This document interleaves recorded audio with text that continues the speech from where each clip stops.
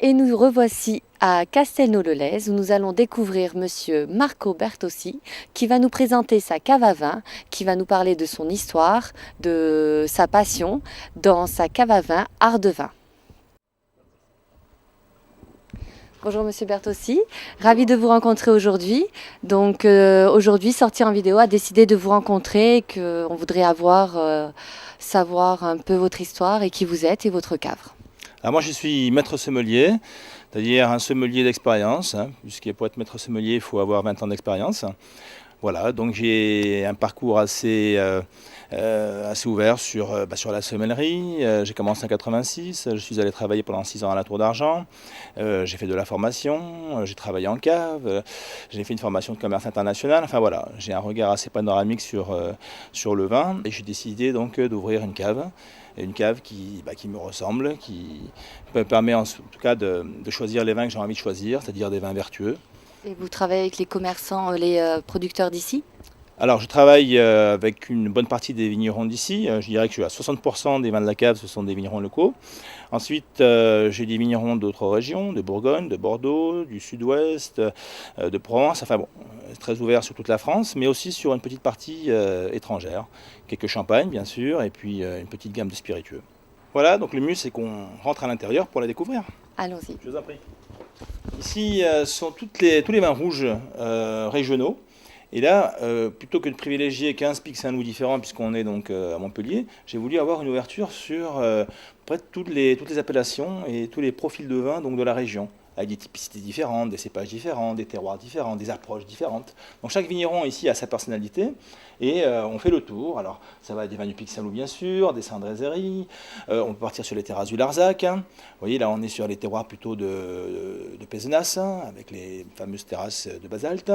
De ce côté-ci, Saint-Saturnin, Fougères, Saint-Chinian, la Clappe, après le Narbonnais bien sûr avec les Corbières, le Minervois, on part sur le Cabardès, voilà. Et après donc le Roussillon, on ne va pas oublier le Roussillon non plus parce qu'il y a aussi de très très belles productions dans le Roussillon, et là aussi on a des vignerons avec beaucoup de personnalité et des vins très singuliers avec des belles terrasses de schiste aussi sur la côte Vermeille ou sur les zones donc proches de Mory.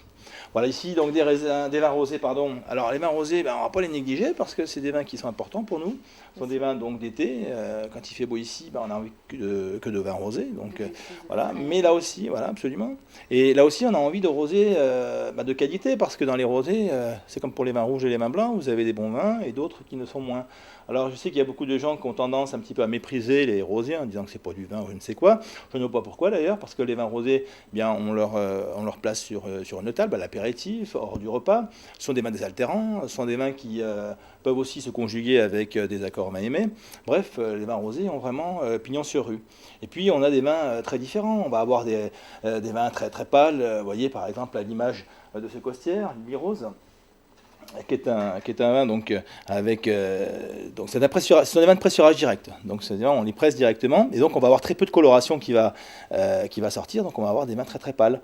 Là on va avoir beaucoup de fraîcheur donc dans ces rosés là et voilà, c'est idéal pour ça, puis pour l'apéritif, et puis ça va très bien aussi sur des poissons. Et quand on veut des vins avec un petit peu plus de rondeur, vous voyez, on peut aller sur des vins un peu plus colorés. Bon, j'ai mes fiches qui tombent, ne vous inquiétez pas. Par exemple, on peut partir sur un joli Fougère ici. Vous voyez, ici, on a déjà donc, des notes un peu plus colorées. Donc c'est lié à la fois à l'encépagement, Syrah, Grenache, mais c'est surtout dû donc, au fait que ce sont des macérations courtes. Et donc tout de suite, on a un peu plus de couleur, donc on a des vins un petit peu plus ronds. Et est-ce que la couleur va varier avec le goût? Alors forcément, il va y avoir un peu plus de fruits rouges sur ces vins-là, alors que les autres seront plutôt sur les notes un petit peu fruits blancs, ça peut aller sur plus de minéralité aussi.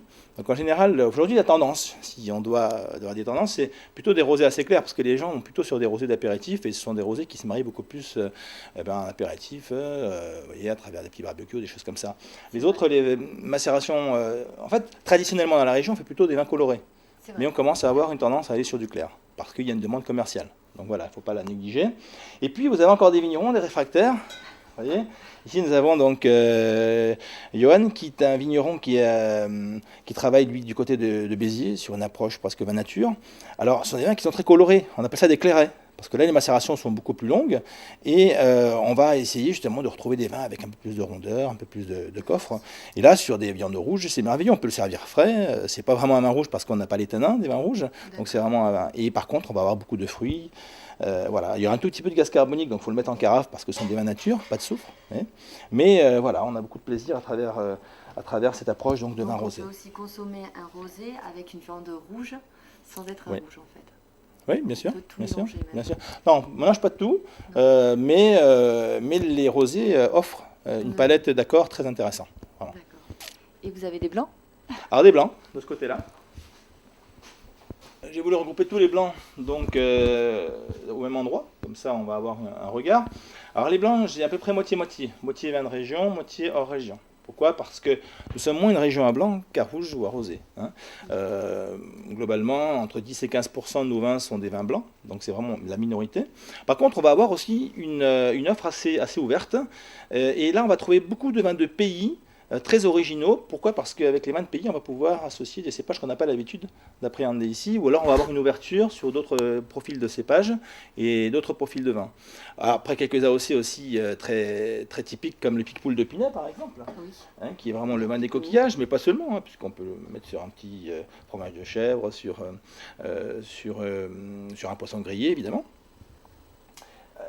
Et puis, on peut aller aussi sur des laclapes, là, sur les massifs calcaires, avec des cépages comme le Bourboulin, par exemple, qui est un cépage qu'on va retrouver traditionnellement donc, dans cette région-là, ici avec une petite vinification en barrique qui apporte un petit peu de coffre et de texture.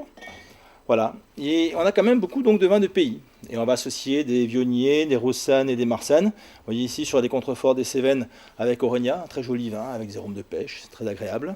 On peut aller sur les Souls, qui est un terrasse du Larzac.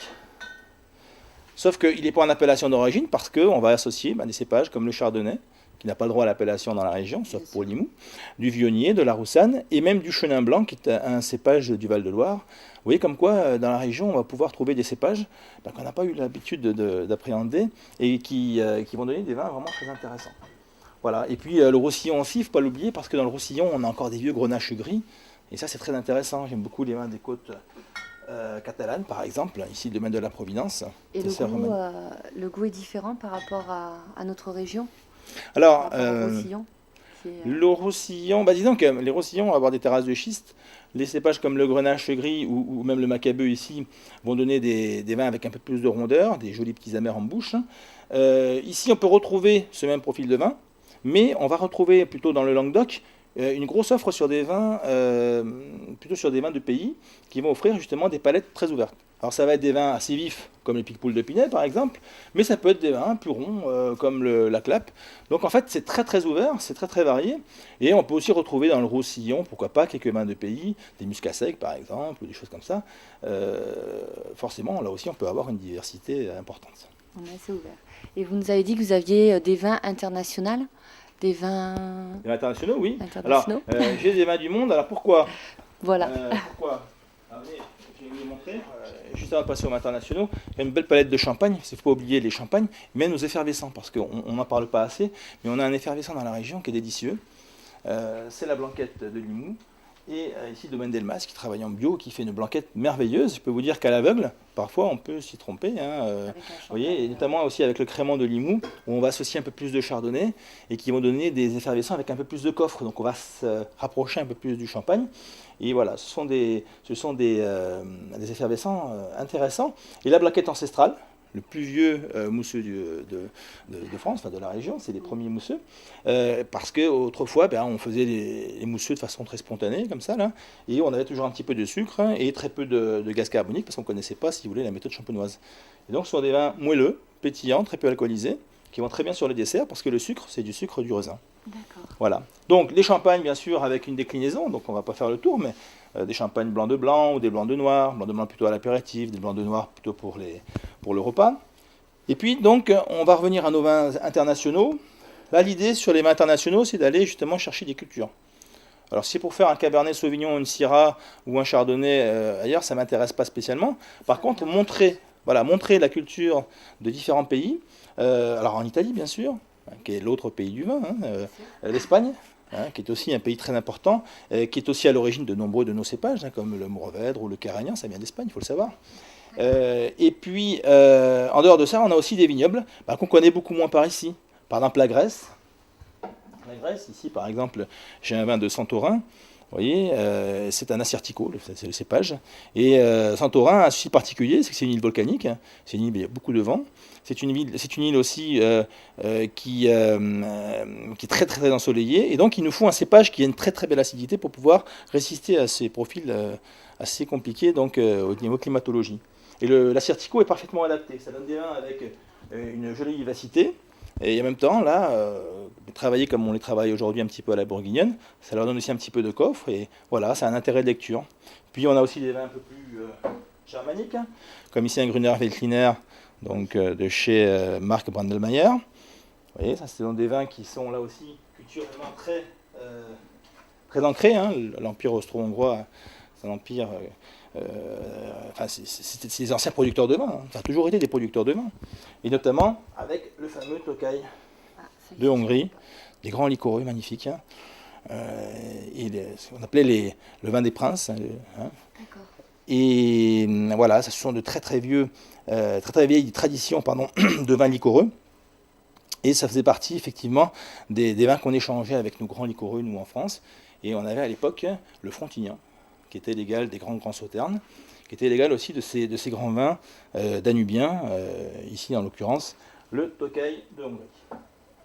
Voilà, donc après on pourrait parler effectivement des vins portugais. Le Portugal aussi un très très bon producteur.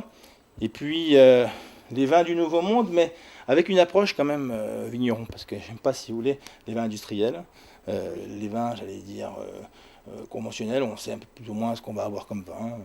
Un petit sauvignon avec des arômes de citron, d'agrumes, et puis des chardonnays classiques. Non, là, l'idée, c'est d'aller chercher des domaines qui travaillent. Ici, Saint-Alette, ici, on est dans la Barossa, donc on est donc dans la partie méridionale. Et ici, on va avoir un assemblage. Alors, on va avoir la Syrah, qu'on appelle là-bas la Shiraz, mais associée à d'autres cépages, donc du Grenache, et le Touriga, comme au Portugal. Vous voyez, donc c'est assez original. Le mélange est assez complexe. Association, oui. Voilà. Des vins de Californie, Marimar Estate. Là, on est au nord de San Francisco. Alors là, on va retrouver du chardonnay et du pinot noir, mais on va aussi parler du terroir, parce que la Russian River, par exemple, au nord de San Francisco, avec le courant de Humboldt, va apporter de la fraîcheur, et ces fraîcheurs, on va les ressentir sur la Russian River.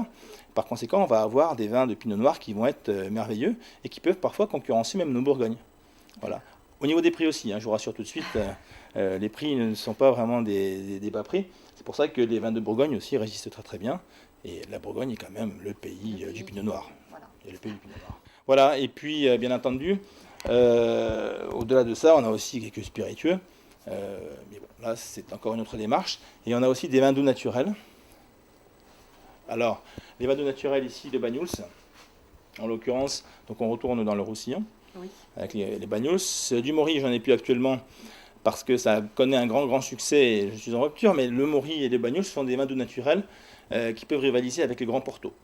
Et puis quelques liquoreux, évidemment, des Montbazillac, des Côtes du Layon, et quelques liquoreux de chez nous, même si on n'est pas très très spécialisé, on commence à avoir des petites choses un peu amusantes, avec des vignerons qui s'amusent à faire des vins, comme ici, Couleur d'automne. Couleur d'automne. Voilà, qui est en fait un marcelan, cépage métis. Parce qu'ici, l'INRA et les agronomes ont une grande place dans la région. Et ils ont mis, il y a quelques années, au point un cépage, qui est en fait issu de 2 cépages, qui s'appelle le marcelan. Hein. Et avec ce marcelan, ils s'amusent justement à le laisser mûrir sur souche et à le récolter plus tardivement.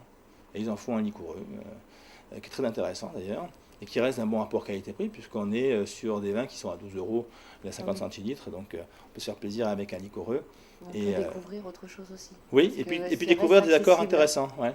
D'accord, intéressant. Parce que les liquoreux, on les mettait un petit peu sur l'apéritif, on les réservait au foie gras, mais avec des fromages, ça va très très bien. Mais pas seulement avec du roquefort. Hein, vous y mettez par exemple un vieux parmesan, un Stilton, vous y mettez un vieux comté, des pâtes, vous voyez, une bonne tome des Pyrénées, voilà, ça se marie très très bien aussi.